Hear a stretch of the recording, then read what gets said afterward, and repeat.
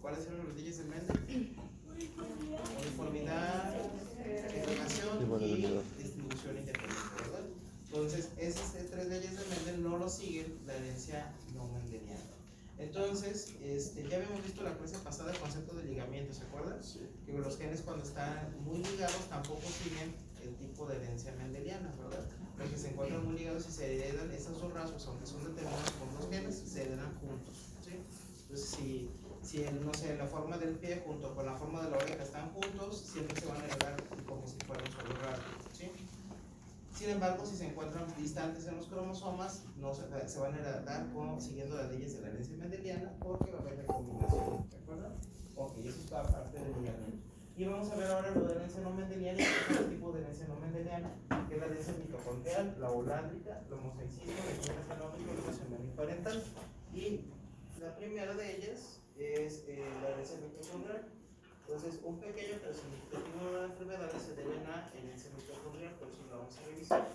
Y ustedes saben que las mitocondrias poseen su propio DNA. De hecho, por ahí hay una hipótesis, ¿verdad? Que las mitocondrias eran un tipo de procariote que se unió a una célula primitiva eucariota y se hizo una simbiosis, ¿verdad? Entonces, básicamente se consideran que 4 procariotes que están viviendo dentro de las eucariotas.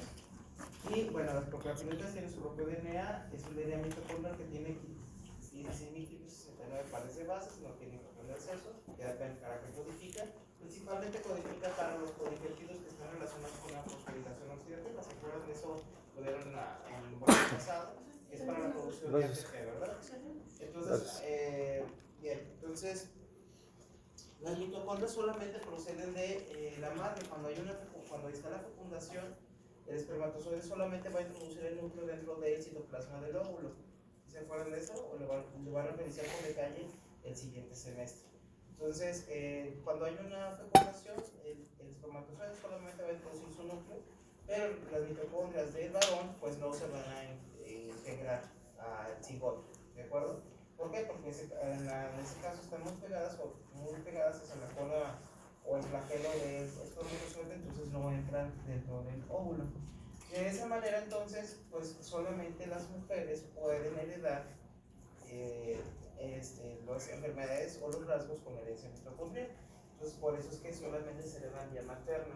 ¿Por qué? Porque no vamos a aportar los varones durante la fecundación mitocondrias al cigoto. Entonces, ningún varón afectado va a transmitir la enfermedad, por lo mismo que les estoy diciendo, ¿verdad? Entonces, nunca va a haber transmisión varón a varón, como lo vemos en hombres. Y aquí estamos viendo características de la herencia mitocondrial. Ven aquí, por ejemplo, tenemos entonces las mujeres son las que transmiten el rasgo, ¿se fijan? Y los varones no tienen hijos afectados.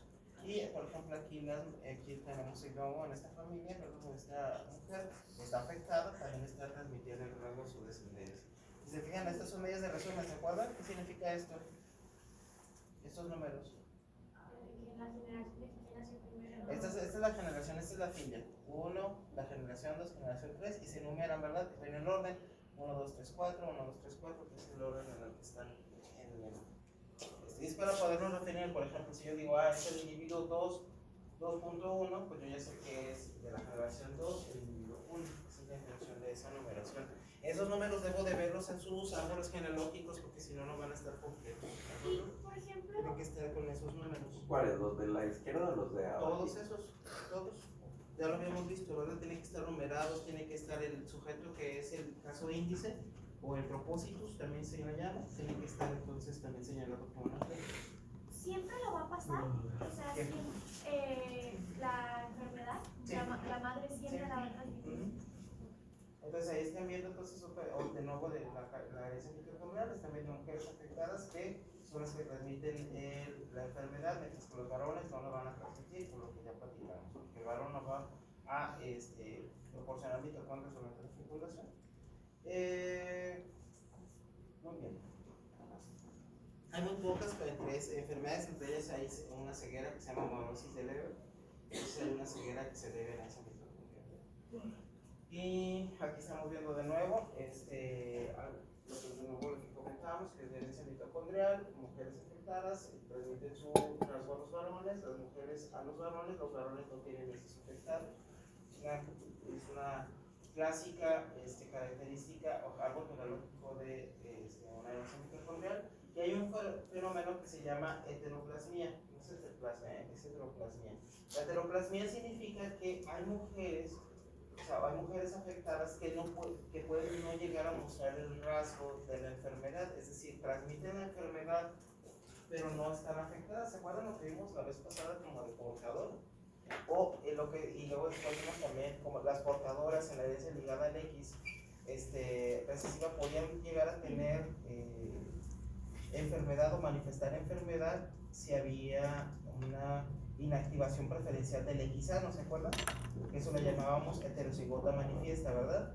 Lo mismo pasa con la herencia mitocondrial. Puede ser que las mujeres que tengan enfermedad pueden estar con mitocondrias enfermas, pero no van a muestrar el rasgo. ¿Por qué? Porque hay muchas mitocondrias en las células, ¿verdad? Entonces no necesariamente todas las mitocondrias tienen el DNA lesionado. Entonces, si son pocas las mitocondrias que están lesionadas, entonces esa mujer a lo mejor no manifiesta la enfermedad. ¿Se estoy siendo claro? Sí. Sin embargo, cuando produce sus óvulos, pues, tuvo la mala fortuna de que los óvulos, pues, se fueran las mitocondrias malas, se fueron hacia ese óvulo con el que se fecundó. ¿Queda claro? Entonces los hijos sí tienen la enfermedad.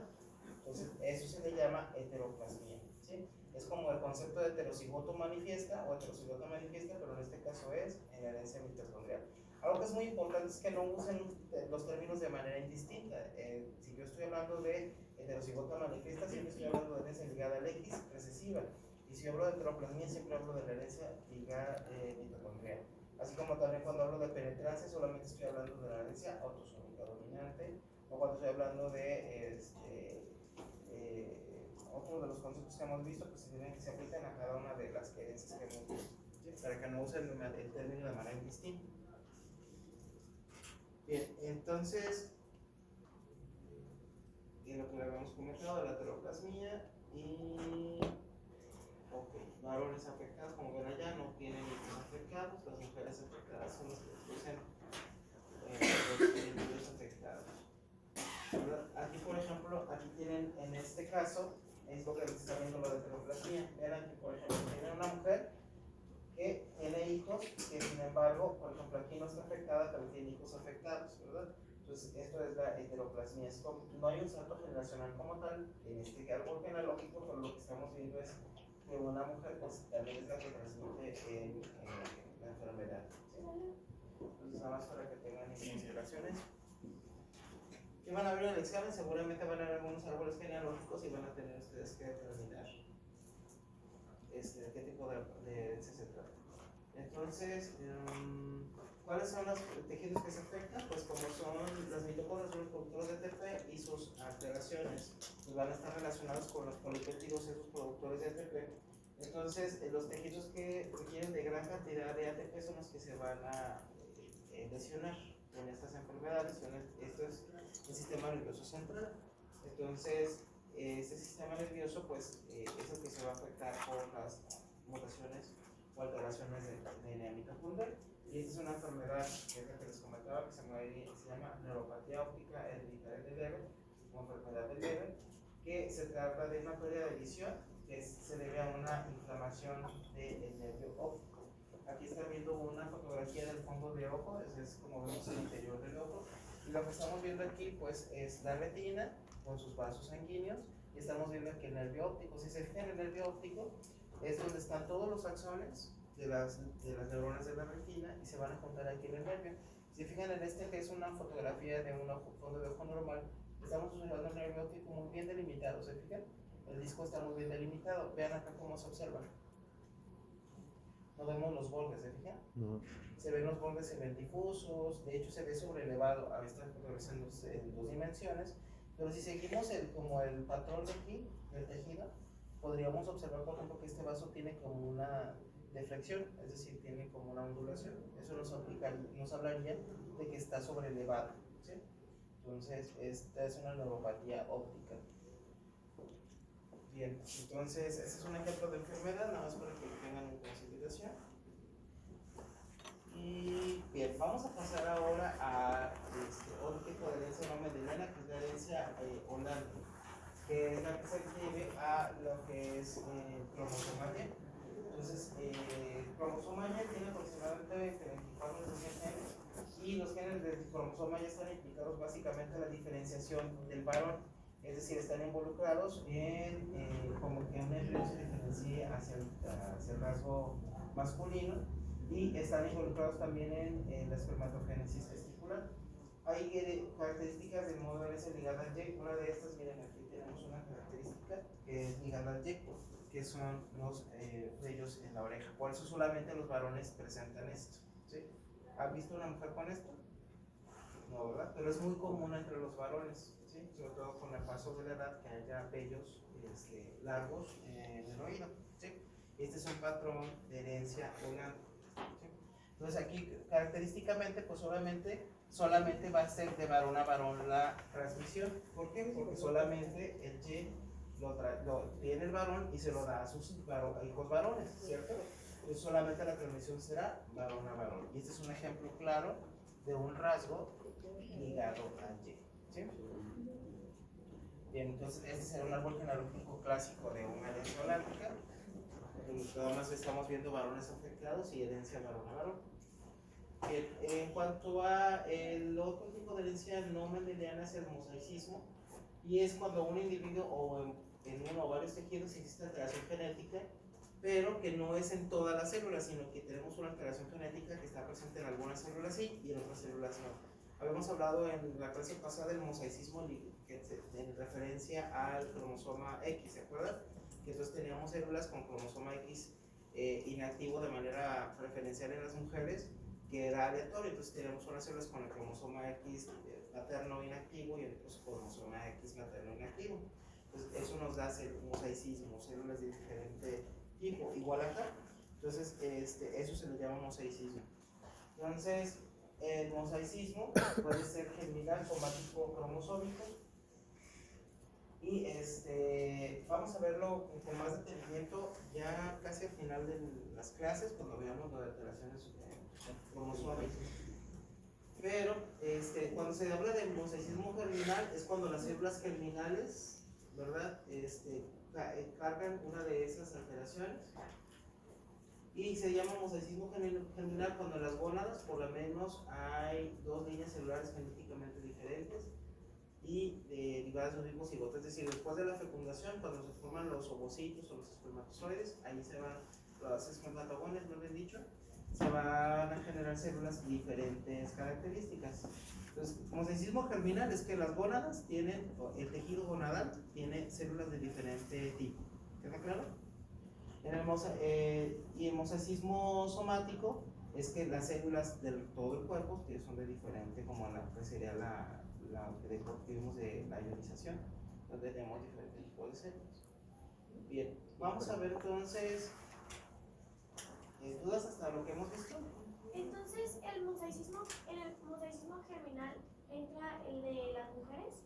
El mosaicismo germinal son gónadas, ya sean óvulos o testículos con diferentes tipos de células. Ok, vamos a ver ahora otro concepto que es la impronta genómica. Entonces, esto es muy importante. Dice, describe el proceso en el que el material genético se expresa de forma diferente según se herede de la madre o del padre. Es decir, ustedes recuerdan que nosotros tenemos, por ejemplo, un par de cromosomas. En cada una de nuestras células tenemos 23 pares de cromosomas, ¿verdad?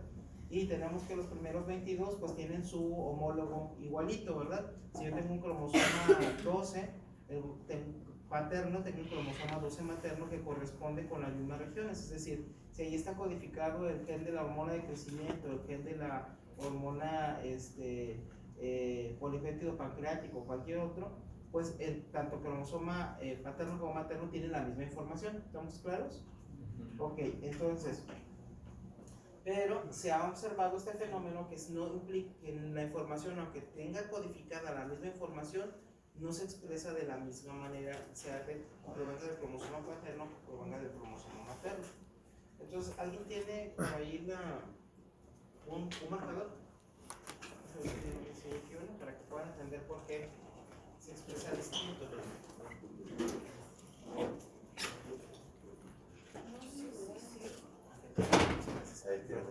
Muchas gracias. Entonces, recuerdo muchachos, rápidamente para que puedan entender por qué un cromosoma se expresa distinto a otro. Pues estamos diciendo que, por ejemplo, tenemos un cromosoma.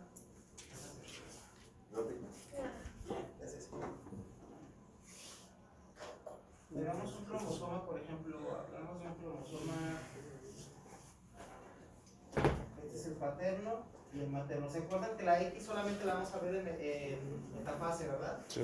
Porque son las cromátides que se van a hacer. Entonces, en realidad, si yo viera un cromosoma en una célula que no está en división y pudiera yo empaquetar su DNA, ¿verdad? Porque nunca lo voy a ver empaquetado solamente en metafase, así vería los cromosomas.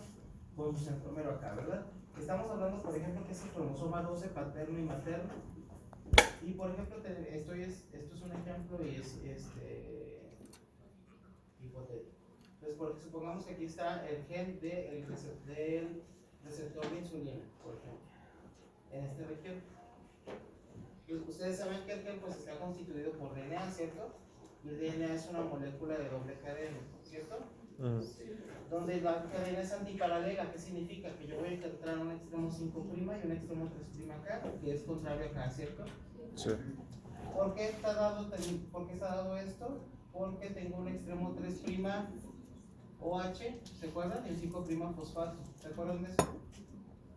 Eso es lo que se van a llevar de tarea porque lo van a recordar, lo vieron ustedes allá. Bueno, tengo esto correspondería a esto, y tengo exactamente lo mismo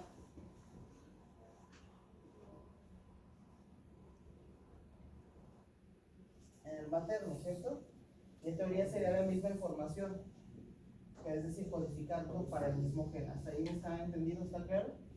Ok, bueno, lo que pasa es que en algunas regiones de los cromosomas, preferencialmente se utiliza una u otra cadena para codificar. Por ejemplo, si yo aquí tengo la misma información, supongamos que es la misma información, yo tengo aquí adenina, timina, guanina, citosina, timina, ¿cuál se tendría acá los contrarios, cierto? Sí. Adenina se une con timina, guanina con citosina, ¿cierto? Entonces, si yo tengo la misma información acá,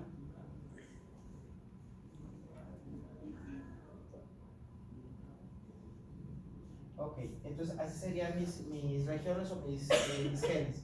Pero se ha observado que en algunas regiones de los cromosomas se utiliza preferencialmente una cadena u otra para codificar. Por ejemplo, puede ser que en el gen paterno se utilice esta cadena para codificar, ¿sí?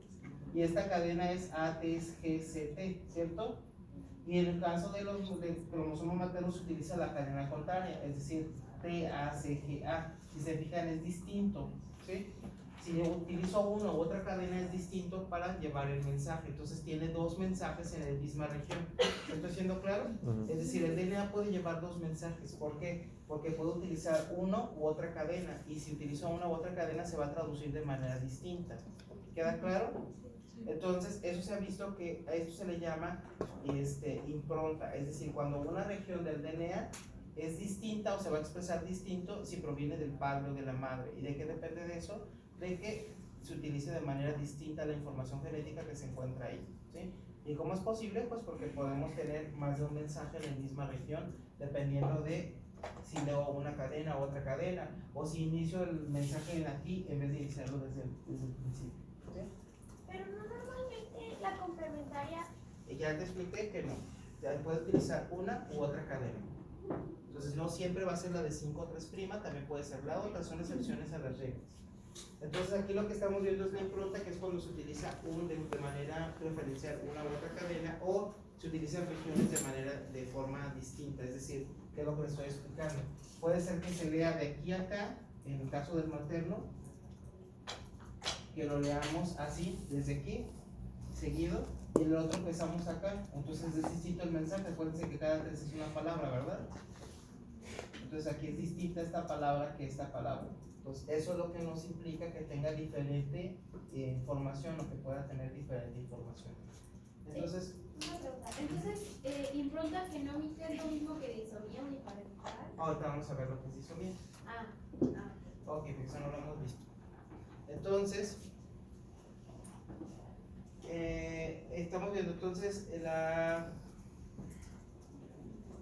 la impronta genómica. Entonces es que el material genético se expresa de manera diferente dependiendo si se expresa del padre o de la madre, y va a depender de qué, aunque sea la misma información, ya explicamos, ¿verdad? Puede ser que se utilice de manera indistinta una cadena u otra cadena, o que utilice yo las regiones de manera distinta y por eso se expresan de manera distinta los mensajes. Y la disomía uniparental es la presencia de una línea celular disómica, es decir, que tiene dos cromosomas del mismo origen. Si yo, por ejemplo, estoy viendo el mismo cromosoma, pero yo tengo, por ejemplo, solamente cromosomas paternos, es el mismo cromosoma, pero nada más estoy viendo el cromosoma 12, pero está duplicado, paterno, no tengo cromosoma materno, eso se llama disomía uniparental, ¿sí? Es decir, la presencia de dos cromosomas, pero del mismo que provienen o del mismo progenitor. ¿Queda claro? Ok, si yo tengo esto, se está perdiendo información. ¿Sí queda claro por qué se pierde información si yo nada más tengo cromosomas de un solo lado?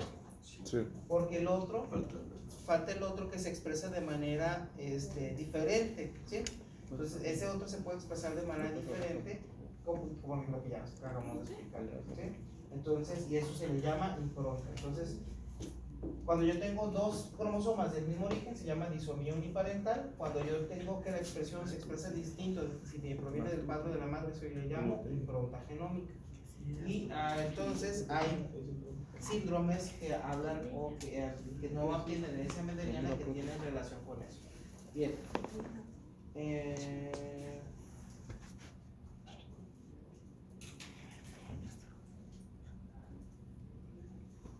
Ok, hay dos conceptos que son de la disomía uniparental, que es la isodisomía y la heterodisomía.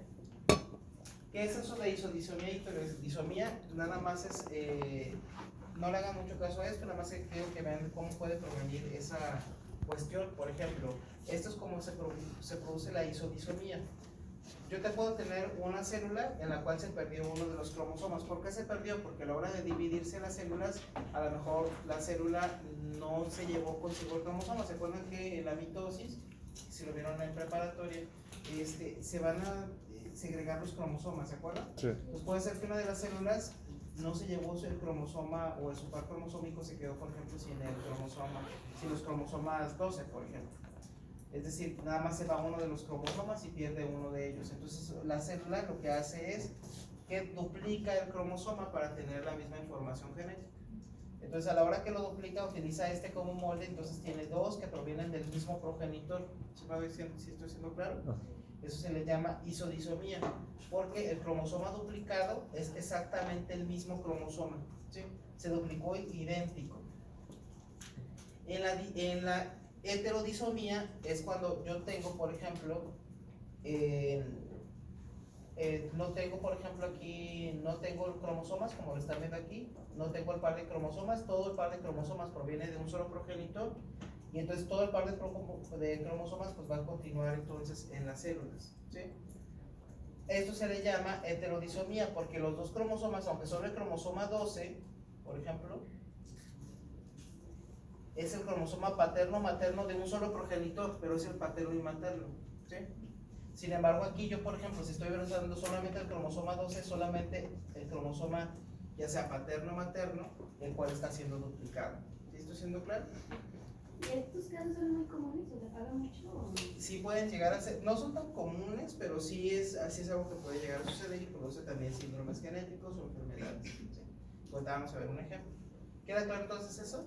Pues isodisomía, si ven ustedes la imagen queda muy claro, en estas dos. Isodisomía entonces tendría dos cromosomas que son exactamente idénticos, ¿sí? Y en la heterodisomía son dos cromosomas que difieren, ¿verdad? Pero que provienen del mismo progenitor. Pues cuando los cromosomas provienen del mismo progenitor se llama disomía. Isodisomía si son exactamente iguales, y heterodisomía si es el paterno y materno, pero del mismo progenitor. Bien, entonces, ya que entendiendo esto, vamos a entender ahora las enfermedades. Entonces, aquí tenemos la primera de ellas, que es el síndrome de Prader-Willi, que es un síndrome que se debe por una alteración en la región 15q11q13. ¿Qué significa eso? ¿Cuál cromosoma? Cromosoma 15. ¿Cuál brazo? ¿Cuál? El largo, ¿verdad? P de petit. Y luego es el siguiente de 3. Es decir, el cromosoma 15, brazo largo. ¿Y 11 qué significaría? Es la... No, todo eso es el locus. La banda 11. Entonces 11q13 significa de las bandas 11 a la 13. ¿Sí? Pues es un síndrome que se debe a una alteración en el cromosoma 15, brazo largo, de las regiones 11 o de las bandas 11 a las bandas 13. ¿Sí? Eso significa esto. Y entonces hay una deleción de la región 15Q11Q13 del padre, entonces como lo están viendo aquí, y esto entonces genera impronta paterna. Y puede llegar a presentar el disomía uniparental materno, también puede ser una de las causas de esto. Entonces, el síndrome de Prader-Willi se pierde información que proviene del cromosoma paterno en el cromosoma 15. ¿Queda claro? Puede ser por una deleción, es decir, se perdió un pedazo del cromosoma. Ahí tenemos esa. Y puede ser que tengamos dos cromosomas maternos, eso se llama disomía uniparental, ¿se acuerdan? Entonces, aquí también no tengo la información del padre, ¿cierto? Entonces también se perdió esa información. Entonces, esta puede ser otra de las causas. Y la otra es que haya defectos en la recombinación. Entonces, durante la recombinación obtengo las dos regiones son idénticas, ¿sí? Esto, si se fija, lo más común es que sea la deleción del 65 al 75% de los casos de síndrome de Prader-Willi y la disomía uniparental del 20 al 30%, ¿verdad? Prácticamente el resto de los casos. Y se fijan, estos son mucho más que son alteraciones en la recombinación, son mucho menos común. Entonces, ¿qué nos va a dar esto como el síndrome de Prader-Willi? Que es cuando la deleción paterna de la 15Q11Q13 pues nos va a dar un fenotipo de obesidad, polifagia, que es como mucha hambre, manos y pies pequeños, una talla pequeña, hipotonía, hipogonadismo, que son gónadas pequeñitas, y retraso mental. Entonces, eso nos da la deleción del 15Q11Q13 paterno. ¿Y qué es hipotonía? Es que no tienen tono, están en los músculos clásicos. Y aquí estamos viendo, ahí está viendo el síndrome de Prader-Willi, donde están observando pues, un caso de un síndrome de Prader-Willi. Sin embargo, si lo que se pierde es la parte materna, me da un síndrome completamente distinto. Es el síndrome de Angelman. De hecho, a partir de estos síndromes es que se consiguió o se investigó este concepto de disomía uniparental y de impronta. Entonces, en el síndrome de Angelman se debe a una deleción, pero ahora de la misma región, pero del lado materno, ¿sí? Entonces, esta nos va a dar una impronta materna, ¿verdad? Porque se pierde la información del lado materno. Y es lo que vamos a observar es como esto, es una deleción, también igual nos da el 65-75% de los casos, pero ahora de la deleción de la misma región pero del lado materno, o que esté duplicado el cromosoma paterno, es decir, también perdí la información del cromosoma materno, ¿cierto? Entonces también esto nos da disomía uniparental, o también hay una mutación en un gen específico, que es un gen que está en esa región que se llama V3A, también nos da el 5 al 11% de las manifestaciones. Y la otra son defectos de recombinación. Pero bueno, entonces lo que más me interesa es que quede este concepto de disomía uniparental, ¿sí? Y de impronta. Entonces, cuando haya esa deleción, pero ahora es del lado materno, entonces vamos a obtener un síndrome completamente distinto, se llama síndrome de Angelman, pues un retraso mental grave, con trastornos del aprendizaje del lenguaje, conducta de rasgos autistas, ataxia, que es una marcha anormal, movimientos agitados de los brazos, aleteo de las manos y microcefalia. Pues si se fijan, aquí no hay obesidad, como en el síndrome de Prader-Willi, ¿verdad? ¿Queda claro? Entonces, eso sería también de herencia no mendeliana. Pues ya revisamos todos los que son de herencia no mendeliana. ¿Dudas de lo que vimos ahora? Entendido. Muy bien, vamos entonces a continuar con otro tema, que es para terminar con los modos de herencia, que sería la herencia multifactorial o poligénica. Si quieren, vamos a darnos unos minutitos para que hagan un pequeño descanso, porque este tema está un poquito denso.